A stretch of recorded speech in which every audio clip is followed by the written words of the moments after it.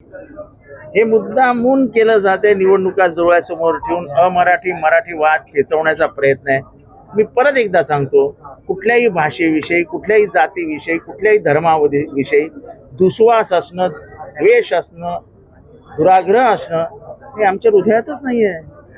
हा महाराष्ट्र धर्म सगळ्यांना बरोबर घेऊन चालणार आहे। इथली माती ज्याने कपाळाला लावली त्याचा उद्धारच झाला। आम्ही काय निशिकांत दुबेची वाक्य ना उच्चारणार। जो काय निशिकांत दुबे बोलला, अरे महाराष्ट्राने अख्ख्या भारताला पोचलेला भारत आहे यार। महाराष्ट्राने अख्ख्या भारताला पोचलंय।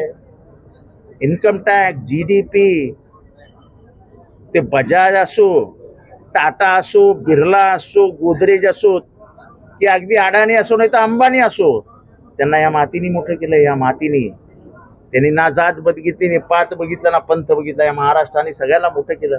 तुम्ही आज आम्हाला सांगता तुम्ही आमच्या पैशावर जगता म्हणून? अरे आमच्या पैशावरती अख्खा भारत जगला असं आम्ही म्हणणार नाही।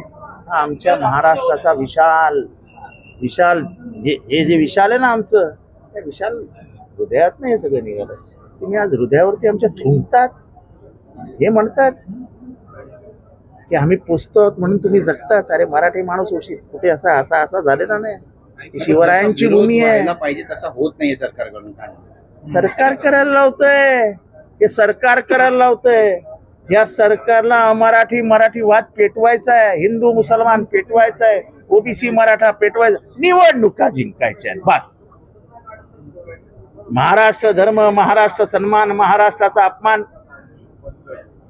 प्रताप सरनाईक म्हणतात की हे गृह खात्याने सांगितलंच नव्हतं। प्रताप सरनाईक म्हणतात की जी कारवाई पोलिसांनी केली हे गृह खात्याने सांगितलीच नव्हती। गृह खात्याने सांगितलं नव्हतं तर सस्पेंड करा लगेच। गृह खात्याने सांगितलं नाही, सरकारने आदेश दिले नाही तर कसली वाट बघताय? करा सस्पेंड। सरकार आहे, सरकारने नाही सांगितलं ना, करा सस्पेंड। प्रताप सरनाईकांनी मागणी करावी की सस्पेंड करून टाका सगळ्यांना। त्यांचा मतदारसंघ आहे, ते आज मंत्री आहेत त्या भागातले, करा सस्पेंड। अरे काय सांगता? पोलीस आहे ना, पोलीस स्टेशनच्या बाहेर सरकारला विचारल्याशिवाय पडत नाहीत। काय सांगता आम्हाला? आम्ही काय आज आलो काय? आम्ही पण 45 वर्ष राजकारण करतो। मराठी